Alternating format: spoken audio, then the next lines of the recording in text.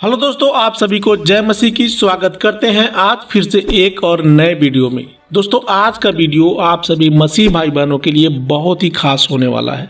हमारे एक भाई ने कमेंट्स किया था कि ब्रदर, मैं प्रभु यीशु मसीह पर विश्वास करता हूं, लेकिन मैं शराब भी पीता हूं।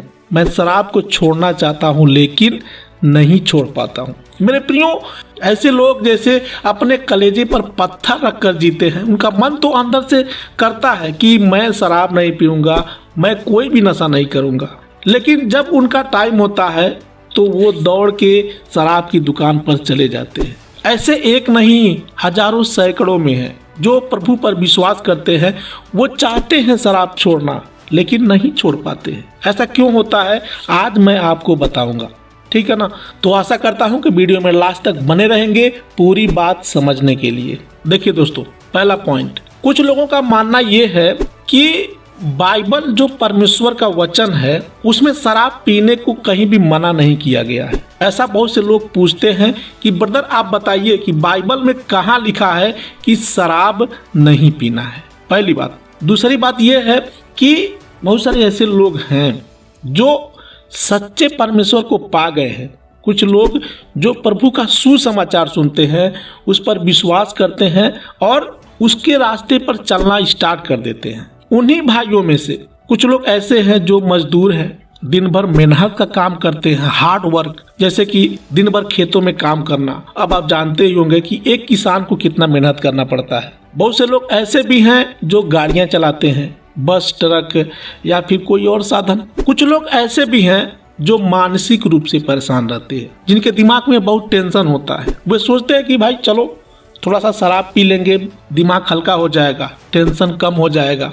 ऐसा होता है ना। कुछ लोग ऐसे भी हैं जो अपने आदत से मजबूर हैं, वो कुछ नहीं करते हैं, लेकिन फिर भी शाम को जाकर शराब पीते हैं और जब घर पे आते हैं तो अपने पत्नी से, अपने बच्चों से या अपने माता पिता से लड़ाई झगड़े करते हैं। ऐसे भी हैं, आप देखते होंगे।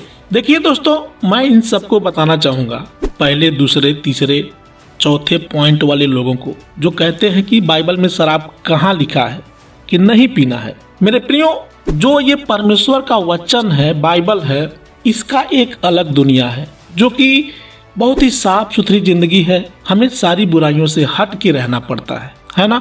और जो सांसारिक दुनिया है, संसार में बहुत सारे बुरे काम होते हैं। बहुत सारे लोग व्यभिचार में फंसे हुए हैं, एक दूसरे की हत्या कर देते हैं। कुछ लोगों का पेशा बना हुआ है झूठ बोलना, रिश्वत लेना, गलत काम करना।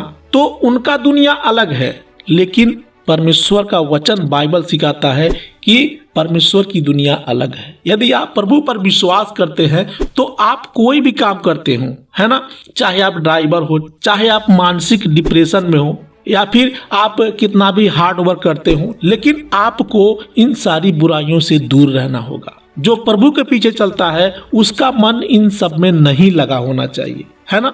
अब मैं आपको बताता हूँ कि बाइबल में कहाँ लिखा है कि आपको शराब नहीं पीना है। देखिए, जब हम पढ़ते हैं नीति वचन अध्याय 23 के 29 में, तो यहाँ प्रभु का वचन कहता है, कौन कहता है हाय, कौन कहता है हाय हाय। क्या लिखा है?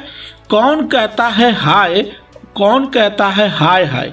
कौन झगड़े रगड़े में फंसता है, कौन बक बक करता है, किसके अकारण घाव होते हैं, किसकी आंखें लाल होती हैं। क्या लिखा है कि कौन कहता है हाय, कौन कहता है हाय हाय, कौन झगड़े रगड़े में फंसता है। बहुत सारे ऐसे भी हमारे भाई बहन हैं जो शराब पीते हैं। शाम को तो जब वो शराब की दुकान पे जाते हैं और जब शराब पी के लोड हो जाते हैं तो उनको ये नहीं पता होता है कि मुझे क्या करना चाहिए, क्या नहीं करना चाहिए। आप शराब पीकर किसी भी व्यक्ति को सुसमाचार सुना सकते हैं, किसी को प्रभु के बारे में बता सकते हैं। कोई भी व्यक्ति यही कहेगा कि भाई शराबी है, इसकी बातें क्यों माने।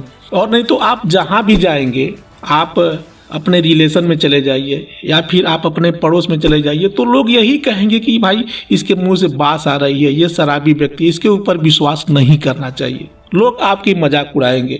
एक शराबी व्यक्ति का कहीं भी मान सम्मान नहीं होता है मेरे प्रियो। शराबी व्यक्ति कहीं भी रहेगा तो वो उल्टी सीधी हरकतें करता ही रहेगा, क्योंकि उसका माइंड जो है, उसका दिमाग उसके बस में नहीं है। वो तो नशे की वजह से वो उल्टे सीधे काम करता है ना।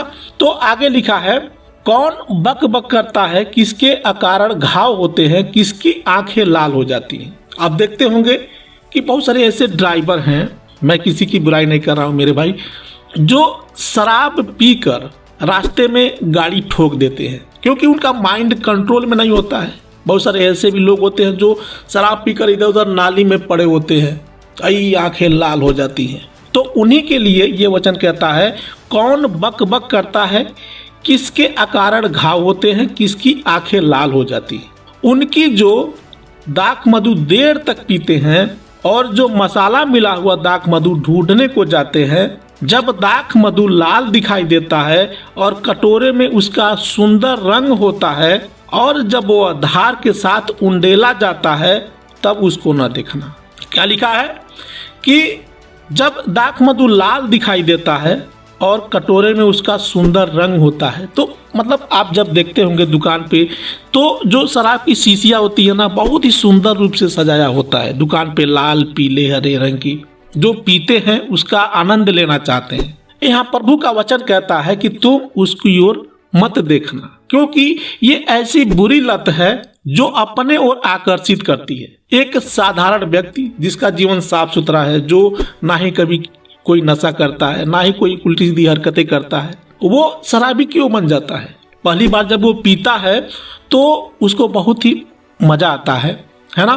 फिर उसका मन दूसरी बार पीने को करता है, फिर तीसरी बार, धीरे धीरे उसको उसका लत लग जाता है। तो इसीलिए यहाँ पर प्रभु का वचन कहता है कि दुकान पर जब तुम ये लाल पीले और हरे रंग की शीशियाँ देखना, शराब की बोतलें देखना, तो तुम कभी भी उसकी तरफ आकर्षित मत होना। यदि तुम ऐसा करते हो तो आगे वचन में लिखा है, क्योंकि अंत में वह सर्प के समान डसता है और करैत के समान काटता है। क्या लिखा है कि अंत में वह सर्प के समान डसता है। मेरे प्रियो, प्रभु का वचन यहाँ पर साफ रीति से स्पष्ट कहता है कि शराब एक व्यक्ति के जीवन को बर्बाद कर देता है। हमें शराब के किनारे नहीं जाना चाहिए, क्योंकि सर्प कौन है? सर्प शैतान है, और जो शराब है ना वो शैतान की ओर से है। आदम और हव्वा की बात आपको याद आ रहा होगा कि शैतान ने किस तरीके से कहा कि ये फल बहुत ही मनभाऊ है। हव्वा को शैतान किस तरीके से भरमाया, उसी तरीके से शैतान आपको ये शराब की लुभावना देता है कि एक बार तुम चख कर देखो, बहुत मजा आएगा। और जो उसको एक बार चखता है वो हमेशा हमेशा के लिए उसी में डूब जाता है। तो क्या समझे आप? यदि आप शराब पिएंगे तो उसका फल आपको मिलेगा। प्रभु आपसे पूछेगा कि मैंने तुम्हें ये वचन दिया था, तुमने इस वचन का कहना क्यों नहीं माना? मेरे प्रियो, जब भी कोई इंसान गलतियां करता है और उस गलतियों को प्रभु के सामने मान लेता है कि हे प्रभु, मैं एक पापी व्यक्ति हूँ, मैंने ये गलत किया है, तो प्रभु क्या करता है? उसको माफ कर देता है, उसको क्षमा कर देता है। लेकिन मैं उस गलती को मानने वाला ही नहीं हूँ। मैं नहीं मानूंगा कि शराब पीना गलत है। बाइबल में कहीं नहीं लिखा है कि शराब नहीं पीना चाहिए, मैं मानूंगा ही नहीं। तो मेरे भाई, आप अपनी गलती को कहाँ मान रहे हैं? आप उस फारिसी और चुंगी लेने वाले की कहानी तो सुनी होगी, जो लूका 18 में लिखा हुआ है। जो फारिसी व्यक्ति था वो कहता है कि प्रभु, मैं तेरे सारे अच्छे काम करता हूँ, मैं तेरे लिए दशमांश भी देता हूँ, मैं बाइबल भी पढ़ता हूँ, मैं चर्च भी जाता हूँ, मैं तेरे लिए उपवास भी करता हूँ, लिखा है ना। लेकिन वो कभी प्रभु के सामने अपने गलतियों को नहीं मानता है। उसी के बगल में जो चुंगी लेने वाला व्यक्ति था वो कहता है कि प्रभु, मैं ना ही दशमांश देता हूँ, ना ही उपवास रखता हूँ, ना ही चर्च जाता हूँ, लेकिन मैं एक बात जानता हूँ प्रभु कि मैं एक पापी व्यक्ति हूँ और मुझे बदलने की जरूरत है। प्रभु का वचन कहता है कि यही चुंगी लेने वाला व्यक्ति, इसी का उद्धार हुआ, इसी के पाप क्षमा हुए। तो उसी तरीके से आपको अपनी गलतियों का पश्चाताप करना चाहिए। आपको अपनी गलतियों को मानना चाहिए कि प्रभु, मैं एक शराबी व्यक्ति हूँ और ये शराब मेरे जिंदगी को बर्बाद कर देगा। मेरे प्रियो, परमेश्वर ने सबके जीवन में कुछ न कुछ जिम्मेदारियां दी है। शराब से बीवी के गहने, खेत, घर सब बिक जाते हैं। शराब पीने से इंसान बहुत जल्दी बुढ़ा हो जाता है। शराब पीने से घर में झगड़े होते हैं। समाज में बुरी निगाह से लोग छोटी भावना से देखते हैं। शराब पीने से बच्चों की पढ़ाई लिखाई, कपड़ा लत्ता, दवाई दर्पण सब बर्बाद हो जाता है। ये आज की बात नहीं है, इतिहास बताता है कि ऐसा करना गलत है। एक शराबी व्यक्ति कभी भी कामयाब नहीं हुआ है, तो प्रभु जो सारी सृष्टि की रचना करने वाला है, जो परमेश्वर है, वो कैसे कह सकता है भाई कि आप शराब पियो।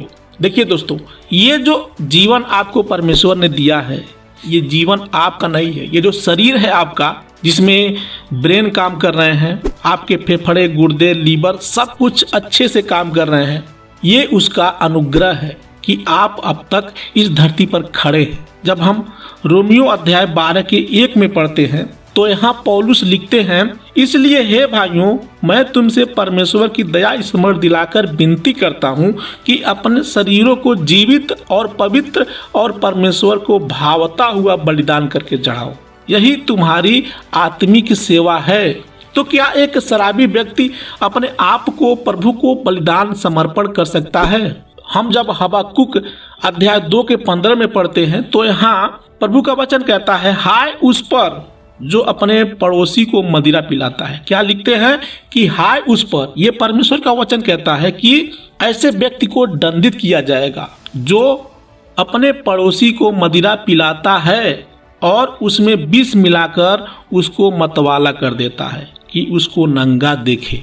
बहुत सारे ऐसे भाई बहन होते हैं जो ये सोचते हैं कि मान लीजिए आपके घर कोई काम हो रहा है या आपके घर कोई रिश्तेदार आता है तो आप उसकी बहुत आदर सेवा सम्मान करते हैं, अच्छा अच्छा खाना खिलवाते हैं और उसमें एक शराब की बोतल भी ला कर देते हैं, होता है ना। लेकिन यहाँ प्रभु का वचन कहता है कि हाय उस पर जो अपने पड़ोसी को मदिरा पिलाता है और उसमें विष मिलाकर उसको मतवाला कर देता है कि उसको नंगा देखे। क्या आप अपने दोस्त को, अपने रिश्तेदार को या जो आपका करीबी है उसको कभी जहर दे सकते हैं ताकि वो मर जाए?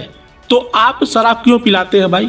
यदि आपसे कोई कहता है कि भाई तू शराब नहीं पी रहा है तो क्या हुआ, पिला भी दे, लेकिन आप उसको साफ स्पष्ट मना कर देना है कि देखिए भाई, मैं प्रभु की सेवा करता हूँ और बाइबल इसके लिए सख्त मना करता है कि मैं ना ही शराब पीता हूँ और ना ही पिला सकता हूँ, क्योंकि ये जहर है और जहर मैं अपने दोस्त को कैसे पिला सकता हूँ। तो मेरे प्रियो, आशा करता हूँ कि आपको अपने कमेंट्स का जवाब मिल गया होगा। आप समझ गए होंगे कि आपको ना ही किसी को शराब पिलाना है और ना ही पीना है। यदि आप प्रभु के रास्ते में एक साफ सुथरा जीवन जीना चाहते हैं तो यदि आपको ये वीडियो अच्छा लगा हो तो चैनल को सब्सक्राइब करें, लाइक करें और अपने मसीह भाई बहनों में भी शेयर जरूर करें। मिलते हैं कल फिर अगले वीडियो में। तब तक के लिए आप सभी को हमारे प्रभु यीशु मसीह के नाम में जय मसीह की।